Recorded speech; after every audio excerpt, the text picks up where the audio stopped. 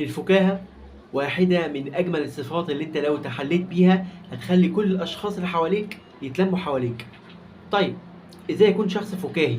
شخص مرح تجنبا، ده حتة مهمة جدا، تجنبا لأن تكون شخص مهرج أو شخص أرجوز. لا، عايز يكون مرح، يعني دمك خفيف، بتهزر، بتضحك. أهم صفة في الأشخاص الذين يمارسون الفكاهة في وسط الناس هي التلقائية. انك مثلا موقف معين يحصل قدامك تحوله نكته، تحوله كلام لكلام مضحك. دي ملكه من ملكات عند اشخاص اصحاب المهاره بتاعه الايه، الفكاهه والضحك وقلب الهزار وهكذا. طبعا اللي بيكلمك ده مش اكثر شخص في العالم مضحك، انا مش دمي مش خفيف قوي كده، لكن بديك نصيحه بقول لك ان عشان تكون شخص فكاهي محتاج بكل بساطه منك انك تتعامل بتلقائيه مع المواقف،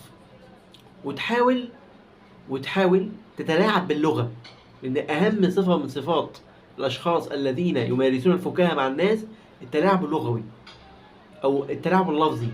يحرف لك معنى كلمة معينة أو معنى فكرة معينة أو معنى جملة معينة لغرض، في الأساس لغرض إن هو يوصل لك فكرة تانية. الفكرة التانية دي فيها ضحك. يحرف لك معلومة. على فكرة أغلب الفكاهة اللي بتحصل في أرض الواقع هي عبارة عن تحريف لغوي أو تلاعب لغوي بكل بساطة.